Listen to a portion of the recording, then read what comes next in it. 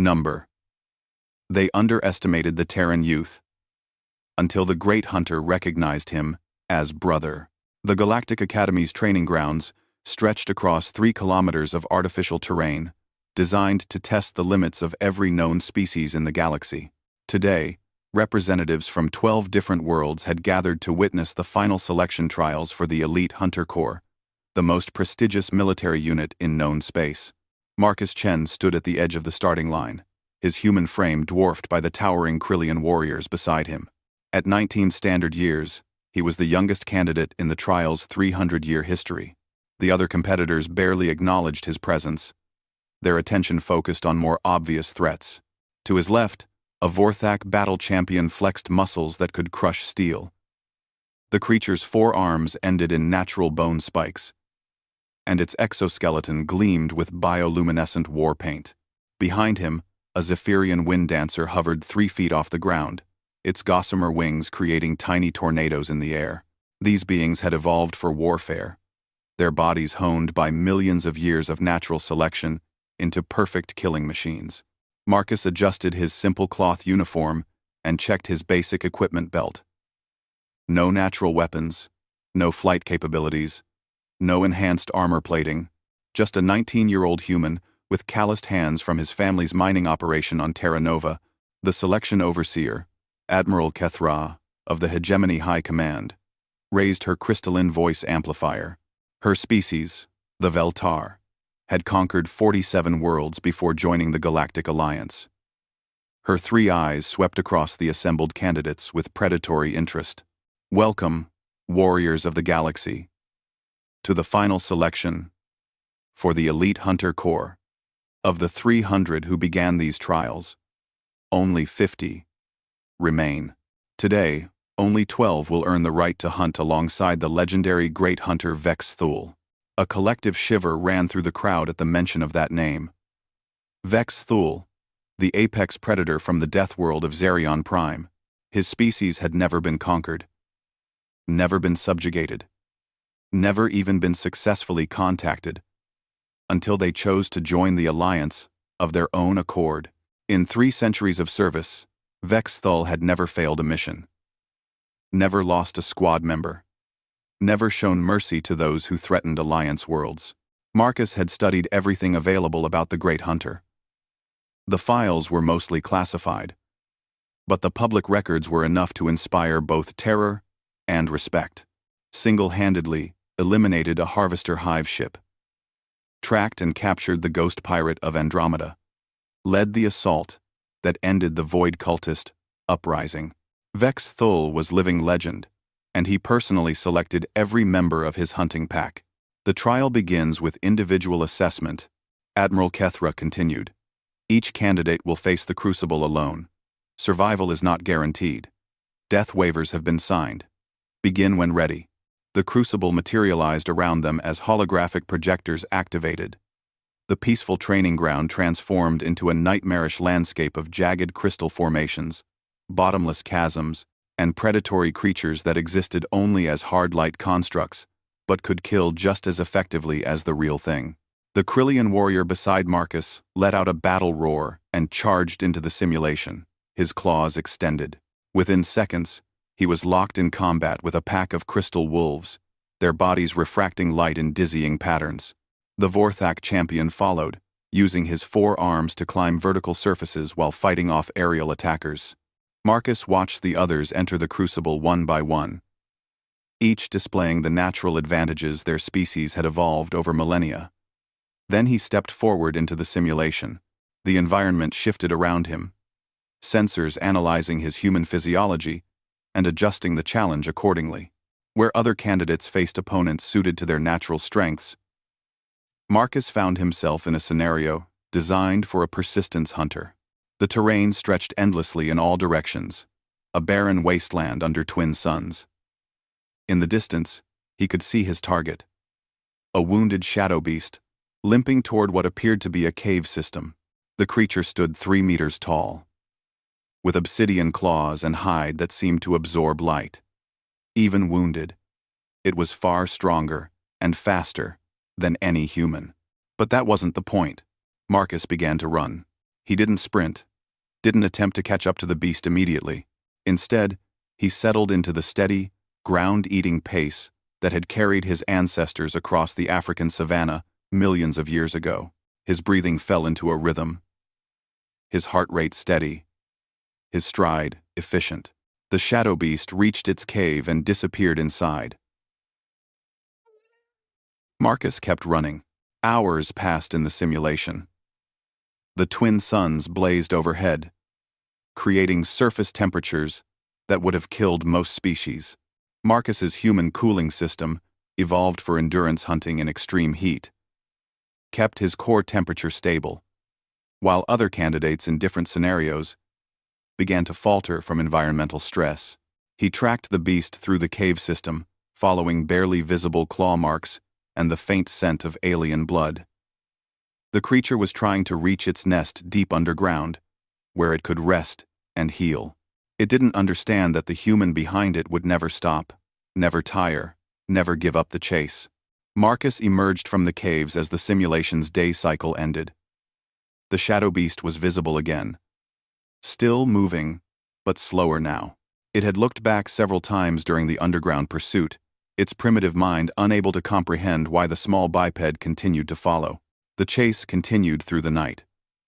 The beast tried everything, doubling back, laying false trails, hiding in dense vegetation that the simulation generated. Marcus simply adjusted his approach, using tracking skills learned during family hunting trips and enhanced by military training. Where the creature relied on raw speed and strength, the human employed patience and intelligence. As the second day began, the shadow beast's movements became erratic. Fatigue toxins built up in its muscles. Its wounded leg worsened from constant use. It began to stumble. Marcus maintained his pace, never faster than necessary, never slower than required. He was tired, certainly, but his endurance reserves remained deep. Humans might not be the fastest or strongest species, but they could outlast almost anything when they committed to the chase. The end came suddenly. The shadow beast turned to face its pursuer, finally too exhausted to continue running. It raised its claws in a final display of defiance, but the gesture was weak. The simulation had pushed the creature beyond its limits. Marcus didn't hesitate. He had prepared for this moment throughout the entire chase, studying the beast's movements, identifying weaknesses. As the creature lunged with the last of its strength, he sidestepped and struck with a simple combat knife, finding the gap between armored plates that he had noticed hours ago. The shadow beast collapsed. The simulation ended.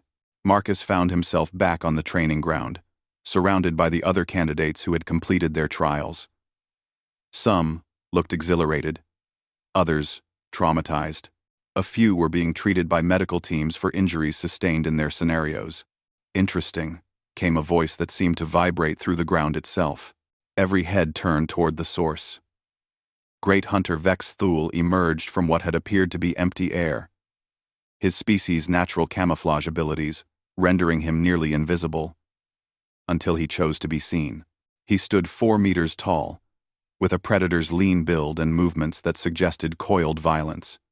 His face was angular, almost reptilian, with large eyes adapted for hunting in multiple light spectrums. The legendary hunter approached Marcus, studying him with the focused attention of an apex predator evaluating potential prey. The other candidates stepped back instinctively, their battle instincts recognizing something in Vex Thul's posture that spoke of immediate danger. "Your trial lasted 14 hours and 37 minutes, Vex Thul said, his voice carrying harmonics that human ears could barely process. The second longest in Crucible history. Marcus straightened, but didn't step back.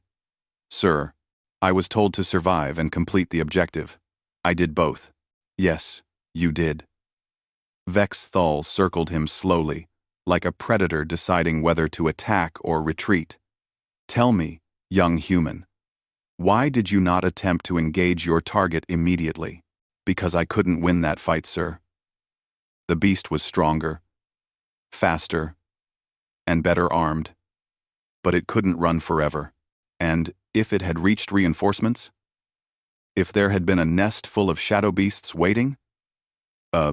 Marcus considered the question seriously. Then I would have adapted my approach, maybe waited for them to separate, or found another weakness to exploit. Humans are good at finding solutions when direct confrontation isn't possible. Something that might have been approval flickered in Vexthal's large eyes. He turned to address the other candidates and the observing officials. I have watched 12,000 candidates attempt the crucible over the past 3 centuries. I have seen beings who could tear through steel with their bare hands, who could fly faster than atmospheric craft, who possessed natural weapons that would make entire armies flee in terror. Most of them failed because they relied too heavily on their advantages. He gestured toward Marcus. This human succeeded because he understood his limitations and worked within them. He demonstrated the most important quality of any hunter: persistence. When stronger creatures have exhausted themselves, when faster beings have lost the trail, when more naturally gifted predators have given up, the true hunter continues. Admiral Kethra stepped forward, her 3 eyes focused on Marcus with new interest. Great hunter, are you saying this human has passed the trial? More than that. Vexthal placed one clawed hand on Marcus's shoulder. The weight was enormous, but somehow the gesture felt protective rather than threatening. I am saying he hunts the way my people hunt, the way true predators hunt, not with overwhelming force, but with intelligence, patience, and absolute determination. The great hunter's next words sent shockwaves through the assembled crowd. I name Marcus Chen of Terra as pack brother. He will hunt at my side. The silence that followed was profound. In 300 years of service, Vexthul had never bestowed such an honor on any being outside his own species. Pack brother was more than a military rank. It was a declaration of kinship between apex predators. Marcus felt the weight of that honor settling on his shoulders. Around him, candidates who had dismissed him as a weak human now stared with combinations of fear, respect, and confusion. He had entered these trials as the least impressive candidate present. He was leaving as the hunting partner of the most feared warrior in the galaxy. Sir, Marcus said quietly, meeting Vexthal's alien gaze directly, I won't let you down. The great hunter's expression shifted into what might have been a smile, revealing rows of sharp teeth. Pack brother, I do not believe you could if you tried. We hunt together now. The galaxy will learn what it means to face a pack that combines the endurance of Terra with the cunning of Xerion Prime. As the selection ceremony concluded and the successful candidates were formally inducted into the elite hunter corps, Marcus reflected on the day's events. He had come here hoping to prove that humans belonged among the galaxy's elite warriors. Instead, he had discovered something far more significant. He had found a kindred spirit in the most unlikely place. Vexthul, the ultimate alien predator, recognized in the human something that transcended species boundaries. They were both hunters, shaped by worlds that demanded patience, intelligence, and absolute dedication to the pursuit. One from a death world where only the perfectly evolved survived, the other from a planet where persistence hunting had forged an entire species' character. The partnership that was about to begin would shake the foundation of everything the galaxy thought it knew about warfare, hunting, and the true nature of predation. But for now, Marcus simply stood beside his new pack brother and prepared for whatever challenges lay ahead. The galaxy had underestimated the Terran youth. It would not make that mistake again. They underestimated the Terran youth, until the great hunter recognized him as brother. 3 months after the selection trials, Marcus found himself aboard the hunter vessel Time's Eternal Pursuit *, deep in the contested Shadowheart Nebula. The ship itself was a marvel of Xerion Prime engineering, designed for stealth, speed, and the ability to track prey across vast distances. Its corridors were deliberately narrow and maze-like, forcing visitors to move single file, while the ship's crew could navigate with predatory grace. The other elite Hunter Corps members still regarded Marcus with suspicion. Despite Vexethal's endorsement, they saw only a young human who had somehow impressed their legendary leader. In their eyes, he remained unproven. a potential weakness in their perfect hunting machine. Captain Silhai of the Veltar commanded the mission.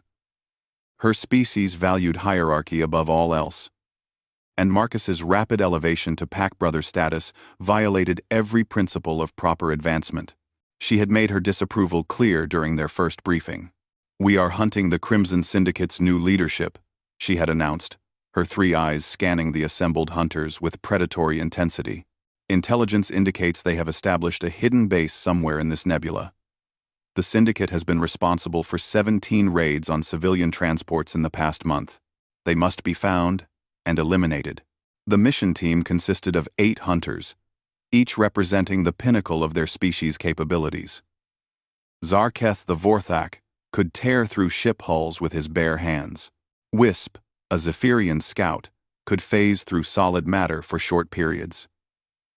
Graxlor the Krillian possessed sensory equipment that could track heat signatures through asteroid fields. And then there was Marcus, the human who had impressed Vex Thule, but had yet to prove himself in actual combat operations. "The Syndicate's new leader calls himself the Void Prince," Captain Silhai continued. "Former Hegemony Special Forces, discharged for excessive brutality. He has recruited a crew of military deserters and hardened criminals. They will not surrender, and they will not show mercy to civilian populations." Vex Thule had remained silent during the briefing, but Marcus could sense his pack brother's heightened alertness. The great hunter was preparing for a challenging hunt, his predatory instincts already analyzing potential tactics and outcomes. Now, 3 days into their search, the team had found nothing but empty space and sensor ghosts. The nebula's electromagnetic interference made long-range detection nearly impossible, forcing them to rely on close-range scans and intuition. Marcus stood in the ship's observation deck, studying the swirling clouds of cosmic dust and ionized gas that surrounded them. The nebula was beautiful in its own way, but he couldn't shake the feeling that something was wrong with their approach. "Pack Brother." Vex Thule's voice came from directly behind him, though Marcus hadn't heard the great hunter approach. "You are troubled." Marcus turned to face his mentor. Over the past months, he had learned to read Vex Thule's alien expressions. The slight tilt of the head indicated curiosity, while the position of his clawed hands suggested readiness for immediate action. "We're hunting them like prey animals," Marcus said carefully, scanning systematically, following logical search patterns. "But these aren't animals. They're military professionals who know we're coming." "Explain." Marcus gestured toward the nebula's swirling patterns. "If I were setting up a hidden base here, I wouldn't just find a good hiding spot and wait to be discovered. I'd set up early warning systems, decoy signals, maybe even false bases to draw hunters into ambushes." Vex's Thule's large eyes focused intently on his pack brother. "You believe we are being hunted rather than hunting." "I think the Void Prince is good enough to turn this around on us." "Yes, sir." The great hunter was quiet for several minutes, processing this assessment. Finally, he spoke. "On Xerion Prime, young hunters often make the mistake of assuming their prey is helpless.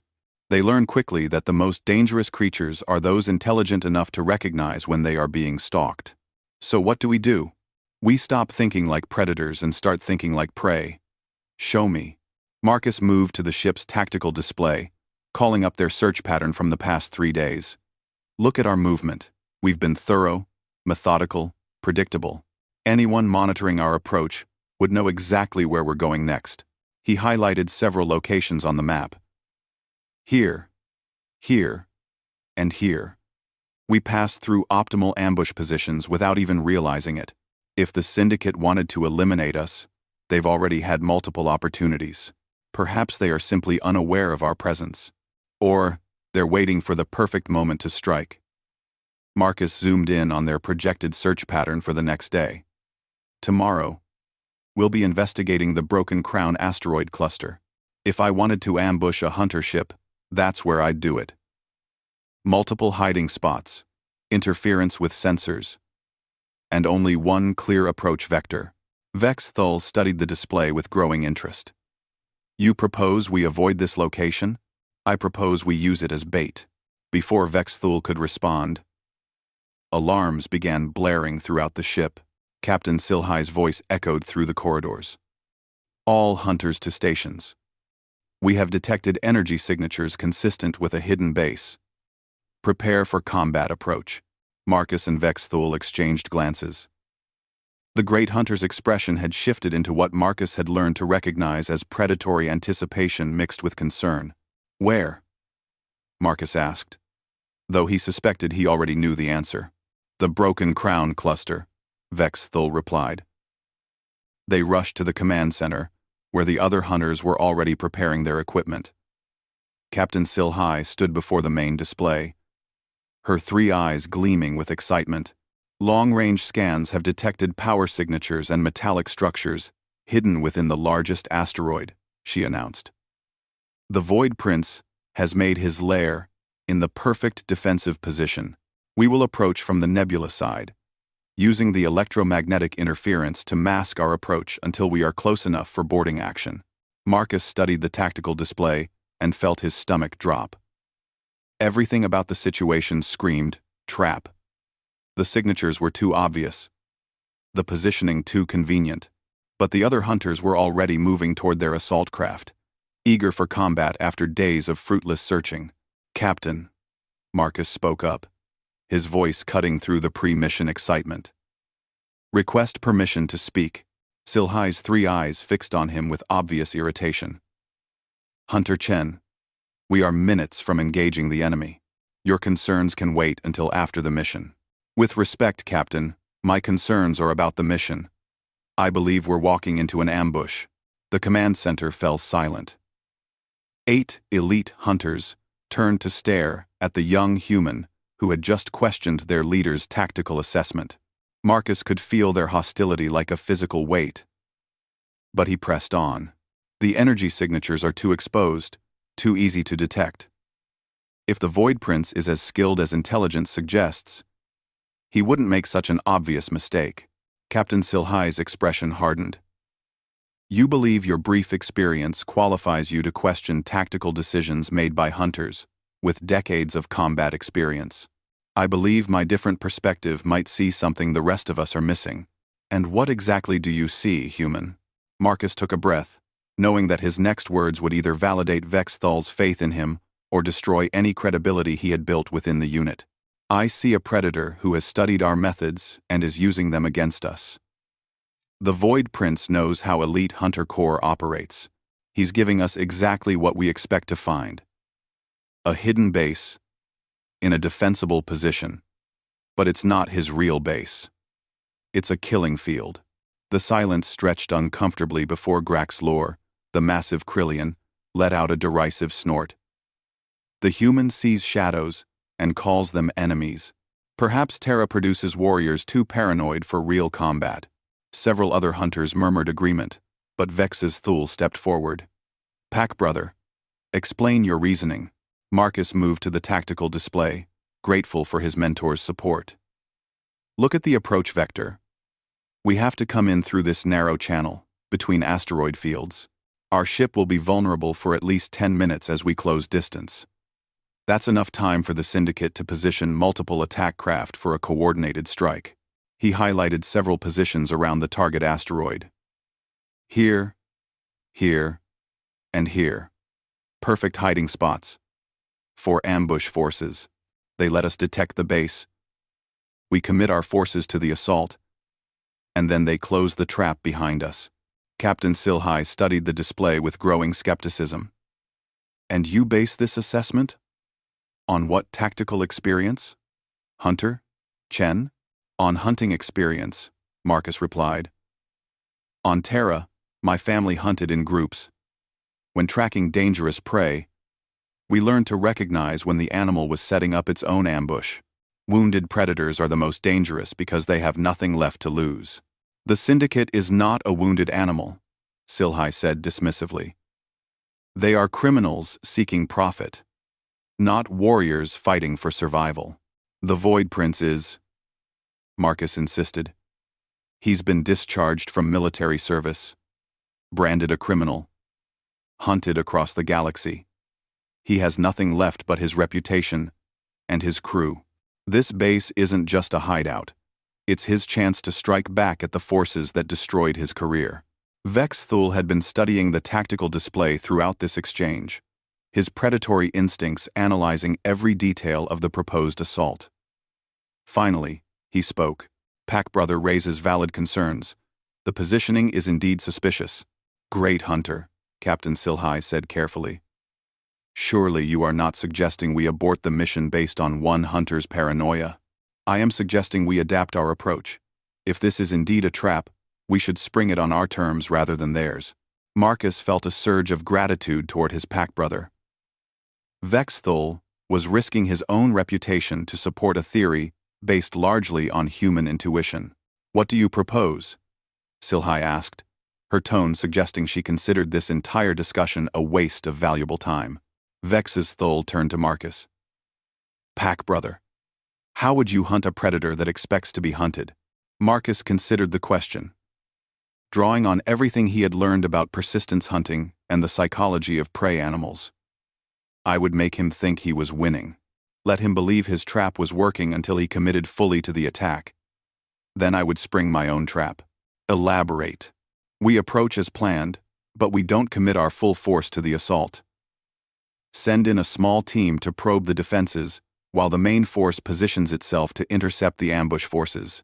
When the syndicate reveals their positions by attacking our probe team, we eliminate them from concealment. Captain Silhai's 3 eyes narrowed. You would use hunters as bait? I would use myself as bait, Marcus corrected. I'm the least experienced member of the team. If the syndicate is monitoring our communications, they'll expect me to be in the probe team anyway. The other hunters exchanged glances, clearly uncomfortable with the proposal. Using decoy tactics was one thing, but deliberately exposing team members to enemy fire went against every principle of elite unit operations. This is madness, Graxlor rumbled. We should assault the base directly, as planned. The humans' fears are making us all act like prey animals. But Vex Thul had moved to the tactical display and was studying the asteroid field with intense focus. After several minutes of silence, he began highlighting positions around the target zone. Pack Brother is correct. Optimal ambush positions here, here, and here. Attack vectors that would allow coordinated strikes on our approach. The syndicate could eliminate our ship before we even reached the asteroid. He turned to face Captain Silhai directly. I recommend we implement Pack Brothers' strategy. Small probe team to trigger the trap. Main force positioned to eliminate revealed threats. Silhai's expression cycled through frustration, consideration, and finally resignation. Vex Thul's tactical expertise was legendary, and his endorsement of the humans' plan carried enormous weight. Very well, she said at last. But I will not risk experienced hunters on an unproven theory. If we are to use bait, it will be the human alone. Marcus felt a chill run down his spine, but he nodded. Understood, Captain. I can handle a reconnaissance approach. Pack Brother hunts with pack, Vex Thul stated firmly. I will accompany the probe mission. Great Hunter, that is unnecessary. It is decided. Vex Thul's tone carried the absolute authority of an apex predator. Pack Brother, and I will approach the target and trigger any waiting trap. The rest of the team will position themselves to eliminate threats as they reveal themselves. Captain Silhai clearly wanted to argue further, but challenging the Great Hunter directly would undermine her own authority. Instead, she turned to the other hunters. Prepare for modified assault. Wisp. You will coordinate positioning from concealment. Graxlor. Your sensors will track enemy movements once they break cover. Zarketh. You will lead the elimination strikes. As the hunters dispersed to prepare their equipment, Marcus found himself alone with Vex Thul. The Great Hunter was checking his weapons with the methodical precision of a being who had survived 3 centuries of combat. Pack Brother, he said without looking up from his plasma rifle, you understand that if your assessment is incorrect, we will likely die in the next hour. Yes, sir. And you are prepared for that outcome? Marcus considered the question seriously. 3 months ago, he had been a mining engineer's son, hoping to prove himself worthy of military service. Now he was about to stake his life, and that of the galaxy's most legendary hunter, on his ability to think like prey. "I am," he said finally. "If I'm wrong, at least we'll die as hunters, rather than as victims." Vexthul's alien features shifted into what Marcus had learned was an expression of approval. Spoken like true pack brother. "Come, let us see if the Void Prince is as clever as you believe." As they prepared their small assault craft for the approach to the asteroid base, Marcus reflected on the strange path that had brought him to this moment. He had impressed Vexthul with persistence and tactical thinking, but now he was about to test whether human intuition could match alien cunning in a life-or-death situation. The next hour would determine whether the galaxy's estimation of Terran potential needed to be revised upward, or whether Marcus Chen would become a cautionary tale about the dangers of overconfidence. They underestimated the Terran youth, until the great hunter recognized him as brother. The assault craft, times, silent, death times, drifted through the asteroid field like a predator stalking through tall grass. Marcus sat in the co-pilot's seat, watching Vexthul guide their ship with the instinctive skill of a born hunter. The great hunter's hands moved across the controls with fluid precision, using the asteroid field's natural cover to mask their approach. "Targets acquired," Wisp's voice whispered through their communications system. 6 attack craft hidden in asteroid caverns, exactly where Pack Brother predicted. Marcus felt a mixture of validation and terror. Being right about the ambush meant they were flying directly into a trap designed to kill them. The Void Prince had positioned his forces perfectly, creating a killing field that would eliminate any conventional assault force. "Enemy force composition?" Vexthul asked, his voice carrying the cold focus of a predator closing on prey. 4 Reaper-class fighters, 2 heavy assault gunships, Graxlor reported from his concealed position. "Military-grade equipment. Not the usual pirate hardware. These are professionals." The target asteroid grew larger as they approached, its surface pocked with mining tunnels and artificial structures. Energy readings indicated significant power generation deep within the rock.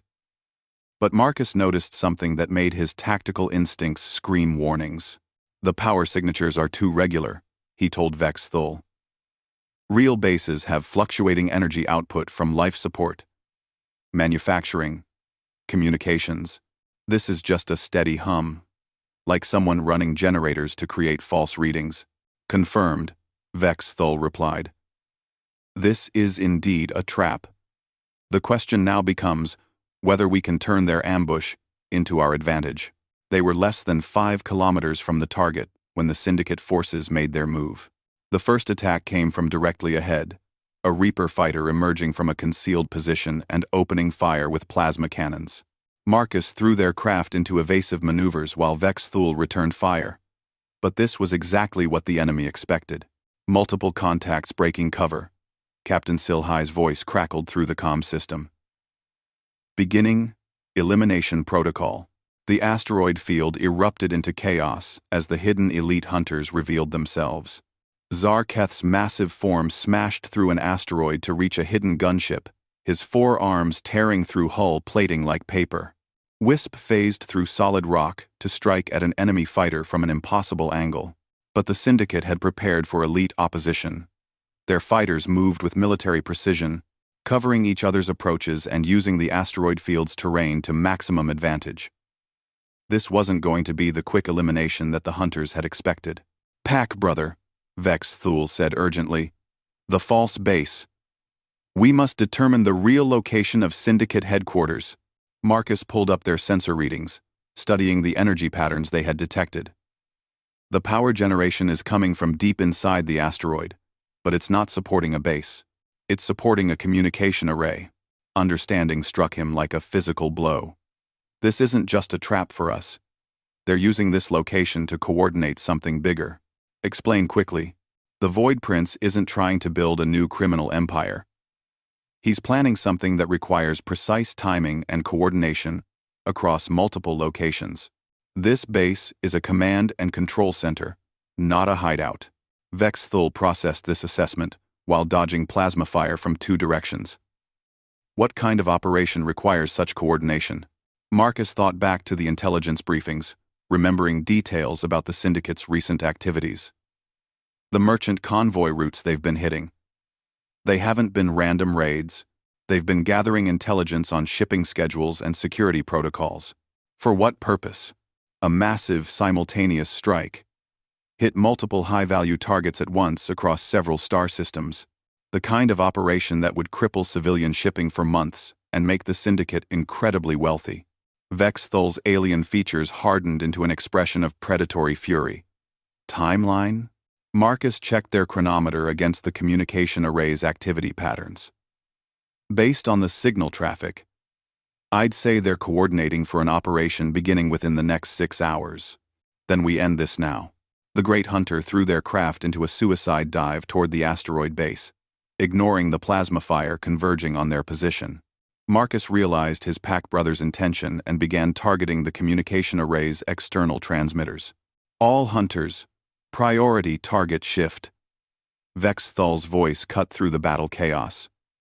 Destroy communication capabilities. Prevent coordination of larger operation. The response was immediate. Elite hunters broke off their individual engagements and converged on the asteroid base. But the Syndicate forces had anticipated this possibility and moved to intercept. Marcus found himself in the pilot's seat as Vex Thul shifted to weapons control. The irony wasn't lost on him. The youngest and least experienced hunter was flying their attack craft through the most dangerous part of the battle. "Incoming missiles," he called out, throwing the ship into a spiraling descent that followed his natural human understanding of 3-dimensional movement. Where other species flew in predictable patterns based on their evolutionary adaptations, Marcus moved with the chaotic unpredictability that had allowed humans to survive as persistence hunters. The missiles overshot their target, confused by the human pilot's refusal to follow conventional evasive patterns. Marcus used their momentum to slingshot around a smaller asteroid, bringing them up behind one of the Reaper fighters. Vex's Thul didn't waste the opportunity. His plasma cannon punched through the enemy fighter's rear armor, crippling its engines and sending it spinning into an asteroid face. "Impressive flying, pack brother," the Great Hunter said. But Marcus could see they were still outnumbered and outgunned. "We need to get inside that base," Marcus said, studying the asteroid's surface. "If we can reach the communications center directly, we can shut down their coordination and capture whatever intelligence they've gathered. The entrance is heavily defended. Not all of them." Marcus highlighted a section of the asteroid where their sensors showed minimal energy readings. "Mining tunnel, probably abandoned. It leads toward the power generation area. Oder May. We seen a done. Oder making. Oder May done. Oder May done. Don Teen 76. Too small for our craft." Marcus was already reaching for his equipment harness. Not for an individual infiltration. Vex Thul understood immediately. "Negative, pack brother. Too dangerous without support. The support will be you keeping their fighters busy while I get inside. Once I shut down their communications, the rest of the hunting pack can finish the elimination." Before Vex Thul could object further, Marcus had sealed his environment suit and moved to the craft's emergency airlock. "I'm the smallest member of the team, the most expendable, and the only one crazy enough to try this approach. Pack brother, trust me." Marcus ejected from the airlock during a close pass to the asteroid's surface, using his suit's maneuvering thrusters to guide himself toward the abandoned mining tunnel. Behind him, Vex's Thul continued engaging the enemy fighters, drawing their attention away from the infiltration attempt. The tunnel was barely wide enough for human shoulders, clearly designed for automated mining equipment rather than organic beings. Marcus crawled through the darkness, following his suit's navigation system toward the power generation signatures. The tunnel opened into a larger cavern filled with mining equipment and storage containers. But more importantly, it connected to the base's internal corridor system. Marcus could hear voices echoing from deeper within the facility. Human voices, speaking in military tactical codes. He moved carefully through the corridors, using his family's hunting skills to remain undetected. The base was larger than their external scans had suggested, with multiple levels carved into the asteroid's interior. But the communication center's location was obvious, from the concentration of data cables running along the walls. Marcus reached the center's entrance to find 2 guards stationed outside. Both were human, former military by their bearing and equipment. They were alert, but focused on external threats, not expecting infiltration from within their own base. He studied their positions and patrol patterns, drawing on everything Vex Thule had taught him about predatory patience. When the moment was right, he moved with the swift efficiency his pack brother had drilled into him. The guards went down silently, their unconscious forms dragged into an adjoining storage room. Marcus sealed the communication center's entrance behind him and began studying the equipment inside. The setup was impressive.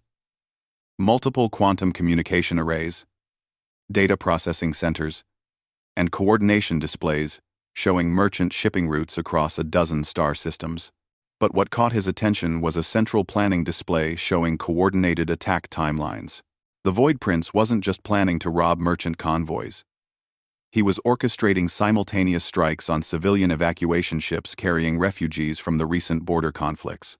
Thousands of innocent people would die, and the attacks would be blamed on the ongoing political tensions between different species. Marcus began downloading the operational data while simultaneously preparing to shut down the communication systems. But as he worked, he became aware of footsteps approaching the center's entrance. "Rodriguez, Martinez, report status," came a voice Marcus recognized from intelligence briefings. The Void Prince himself was checking on his communication center. Marcus drew his sidearm and positioned himself behind the central console. When the door opened and the syndicate leader entered, he found himself facing a young human in elite Hunter Corps equipment. "Impossible," the Void Prince breathed. "No one could have infiltrated this deep without triggering alarms.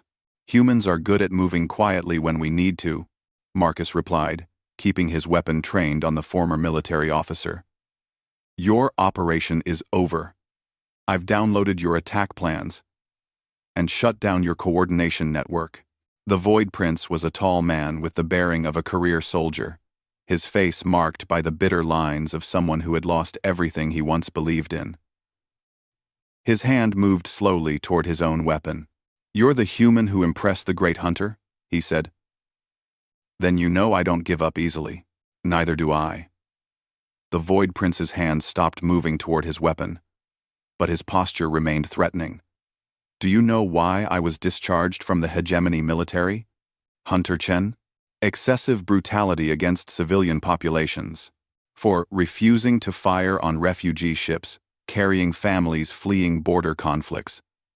The hegemony wanted to eliminate potential dissidents before they could reach Alliance territory. I said, no. Just Alliance." Marcus felt his certainty waver for a moment. "Then why plan attacks on refugee convoys now?" "Because those aren't refugee ships in my operational plan. They're carrying hegemony infiltrators disguised as civilians, planning to sabotage Alliance infrastructure from within. I was going to prevent a terrorist attack, not cause one."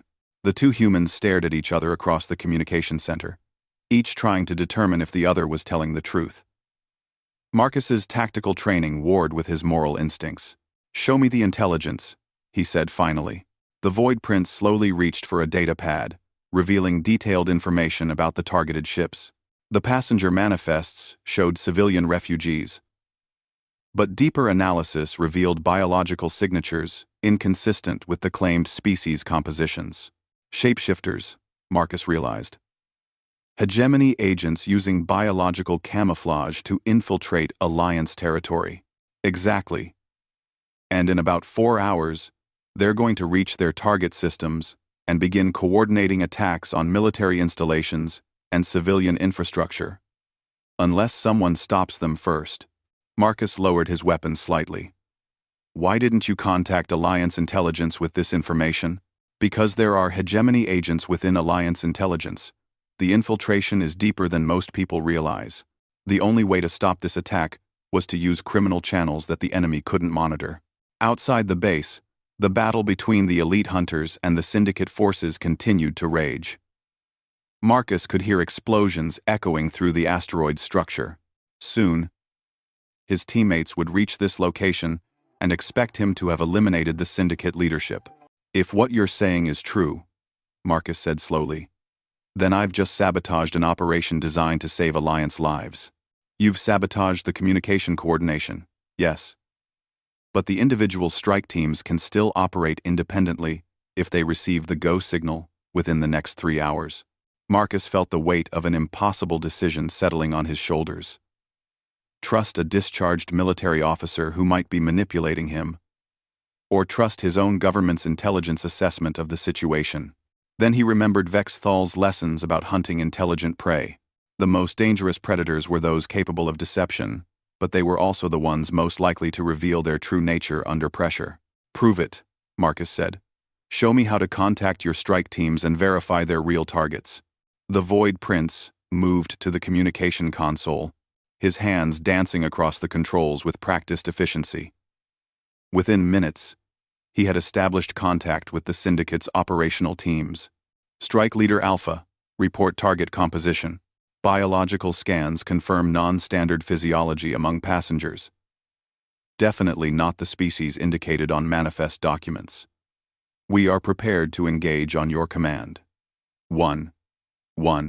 Marcus listened to similar reports from 5 other strike teams, all confirming the presence of disguised infiltrators among the refugee convoys. The evidence was overwhelming. The Void Prince was telling the truth. "Pack brother," Vex Thal's voice came through his communication system. "Report status." Marcus looked at the Void Prince, seeing not a criminal but a soldier who had been forced to operate outside the law to prevent a greater crime.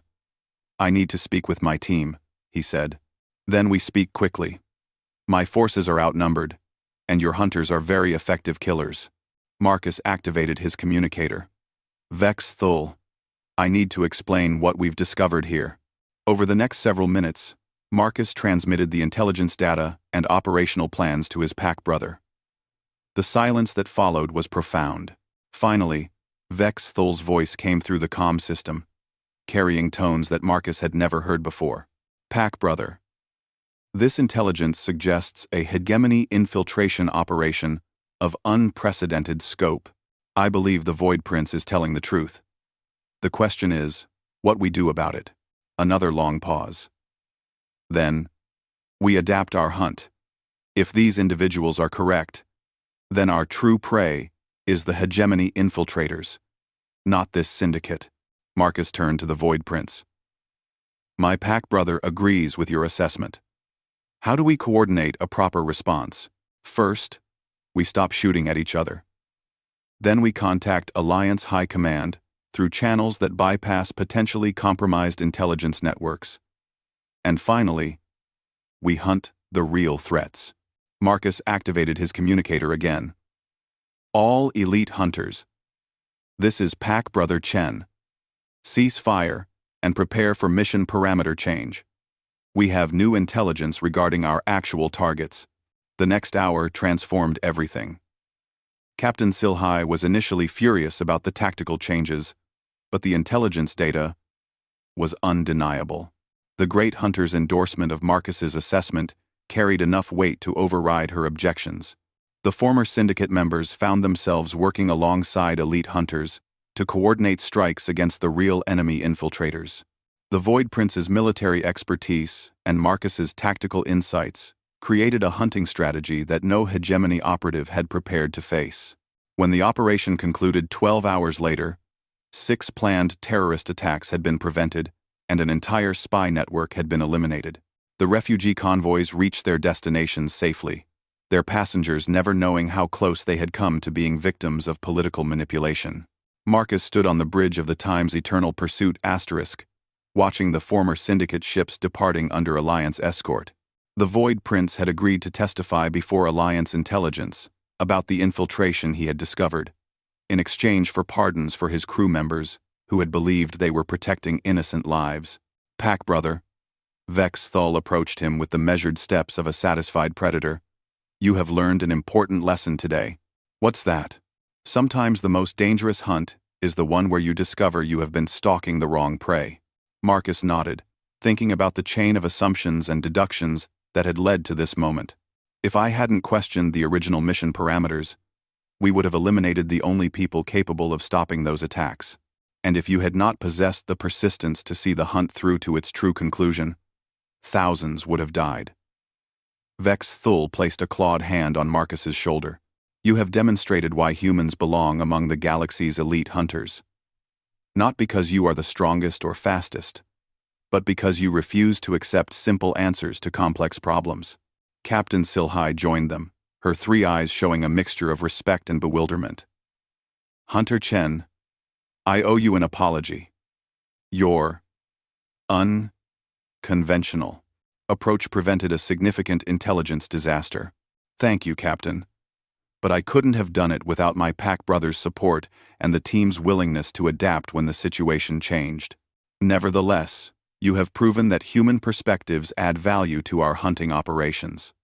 The High Command will be very interested in expanding recruitment from Terra. As the stars wheeled around them, and the Time's eternal pursuit times began its journey back to Alliance space, Marcus reflected on the path that had brought him here. 3 months ago, he had been a young man trying to prove that humans deserved respect among the galaxy's warrior species. Now he was pack brother to the most legendary hunter in known space, having demonstrated that human qualities of persistence, adaptability, and moral reasoning were exactly what the galaxy needed in its protectors. The other species had underestimated Terran potential because they had focused on physical capabilities rather than intellectual and moral strengths. But Marcus had shown that when humans were given the opportunity to hunt alongside the galaxy's apex predators, they didn't just keep up. They led the way to prey that others had missed entirely. Vex Thul had recognized in Marcus a kindred spirit not because humans were physically impressive, but because they possessed the most important quality of any true hunter: the absolute refusal to give up when innocent lives were at stake. The galaxy was beginning to understand that Earth's children brought something unique to the ancient art of the hunt. Not just persistence, but the moral conviction to ensure they were always hunting the right prey. And in a universe where the line between predator and protector often blurred, that distinction made all the difference.